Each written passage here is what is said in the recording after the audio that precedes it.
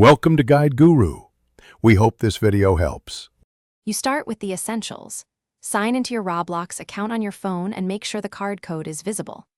Open your mobile browser, Chrome or Safari, and navigate to the redeem page because the app sometimes redirects. Once done, confirm the code entry field and your account email. This ensures the credit goes to the right profile. You do this now so you don't get locked out later, and because activation status will determine whether the redeem succeeds. Type the gift card code slowly and double-check errors because one wrong character prevents redemption. After you submit, you'll be asked how to apply the credit. Either convert to Robux or add account balance. Pick based on your goal. Once you choose, tap Redeem and wait for the confirmation page. This is the proof the funds were applied. If you plan purchases, make sure the balance shows before leaving the page, since the app and site can lag.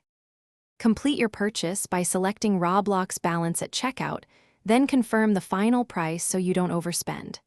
If the balance did not update, log out and log back in because a session refresh often resolves display issues. If problems continue, verify the card was activated where purchased and retry. And if that fails, contact Roblox support with a photo of the card and receipt. This evidence speeds resolution and Thanks for watching. Consider subscribing if we helped you today.